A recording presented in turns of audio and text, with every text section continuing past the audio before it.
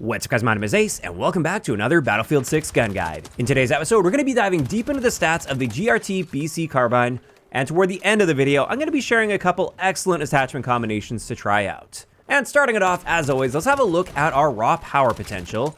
And this gun has a rate of fire of 830 rounds per minute, and it's going to be a 4 to 7 shot kill. And very interestingly, it's got the exact same damage and range profile as the previous gun that we covered in the series, the QBZ-192, but it does have a faster rate of fire, and therefore we get a bit of a better time to kill here at 217 milliseconds for a 4-shot kill, so right up close.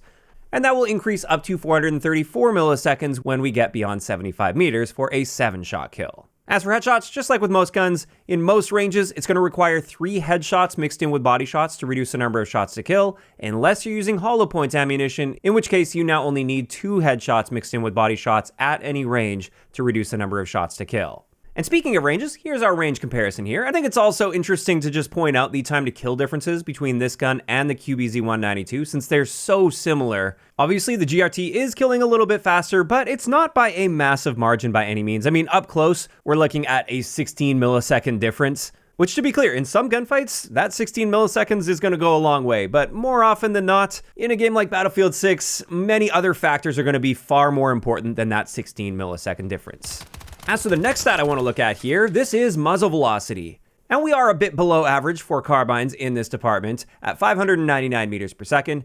So this time the QBZ actually has the advantage over the GRT, but again, not by a massive margin. A difference of 45 meters per second likely isn't going to come into play all that often. As for hipfire, we have a standard carbine hipfire spread, and that means hipfire is actually quite effective, especially with the faster fire rate of this gun at 830 rounds per minute.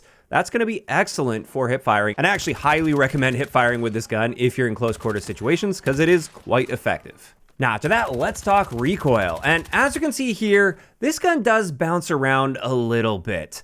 It kicks upward with a slight lean toward the left, and you'll see the spread kicks in fairly quickly on this gun. Technically speaking, it has the same spread values as the QBZ, but with a higher fire rate. That means there's less time for the spread to decay as you're firing, so the spread will increase at a faster rate technically. Also, there does just seem to be a little bit more like randomness and like side-to-side bounce with the recoil pattern itself on this gun. And so I definitely wouldn't consider this gun to be nearly as accurate as the QBZ-192, for instance. But at the end of the day, it's not like it's totally uncontrollable, especially with the right attachments on here. I still managed to stretch out my ranges and be reasonably confident tap firing with this gun. But relative to the comparable guns, I would consider recoil to be a weakness of the GRT. In either case, let's move on to our handling stats, and as we can see across the board, everything's pretty standard here for a carbine. Nothing really stands out as being out of the ordinary. You could say the reload time's a little on the slower side for a carbine, but it's not like unreasonably slow at 2.5 seconds. And then finally, for our multiplayer stats, our movement speed values are just the same as all of the other carbines in the game. And now that we have all that out of the way, let's have a brief look at our REDSEC stats. Against 2 armor plates, the GRT is going to be an 8 to 13 shot kill, depending on the range. And that means we're killing in 506 milliseconds up close with an 8-shot kill, or 867 milliseconds at a distance. And these are solid time to kill values for REDSEC. I would say as long as you're treating your ranges appropriately, this gun should be just fine in that game.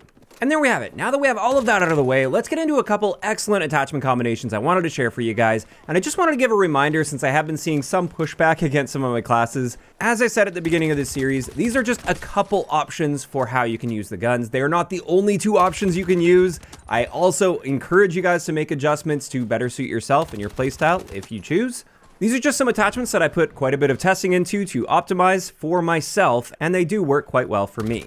And for the GRT, we're going to start this off with my aggression build, and this one's really designed to take care of the spread while aiming down sight and strafing, while also giving very solid hip fire while being aggressive. And with this, we're using the Miniflex 1X optic, the 50 milliwatt blue laser, that's going to be helping with that aim down sight spread while moving, as well as our hip fire spread, combined with the CQB suppressor so we can stay off the radar, and that doesn't harm our hip fire spread unlike the other suppressors. For our barrel, we're using the light barrel, and that also contributes to being more accurate while strafing and aiming down sight. Then on this one, I decided not to use an underbarrel at all, and instead I went with a 36 round mag on this, since you do burn through magazines fairly quickly, and it's nice to have that 6 extra rounds in the mag, just in case you have to deal with that extra enemy while being hyper aggressive if you don't have time to reload. And then we're just topping this one off with the standard ammo.